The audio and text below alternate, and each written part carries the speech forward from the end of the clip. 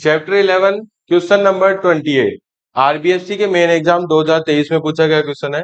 क्या है देखो question, write the corresponding values of two physical quantities P and Q for which the length of conductor are reduce to half. यानी कि P और Q आपको दो क्या दे रखी है, फिजिकल क्वांटिटीज दे रखी है। तो सबसे पहला काम हमारा ये रहेगा कि हम फिजिकल क्वांटिटी को पहचाने। P इज इक्वल्स टू 5 ओम है।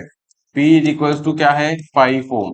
यानी कि ये क्या है भाई, रेजिस्टेंस है। क्या है, रेजिस्टेंस। कैसे पता लगाया, 5 ओम से। ओम जो होता है वो ऐसा यूनिट होती है किसकी, रेजिस्टेंस की होती है। ठीक है।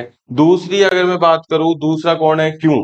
Q is equals to 8 into 10⁻⁴ ohm into metre. अब ये जो ओम इंटू मीटर है वो किसकी ऐसा यूनिट होती है, रेजिस्टिविटी की ऐसा यूनिट होती है भाई। किसकी ऐसा यूनिट होती है, रेजिस्टिविटी।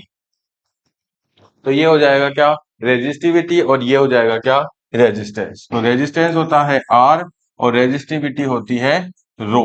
ठीक है। अब क्या करना है हमारे को, लेंथ को हाफ कर रहे हैं तो इन दोनों में कितना फर्क आएगा। तो जो रेजिस्टेंस होता है वो डायरेक्टली प्रोपोर्शनल होता है किसके, लेंथ के।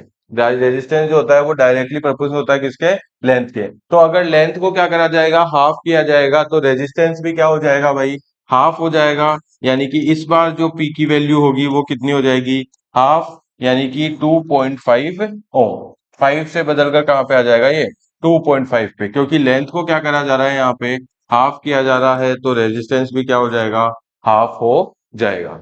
दूसरी बात करें रेजिस्टिविटी की, तो resistivity does not depend on length.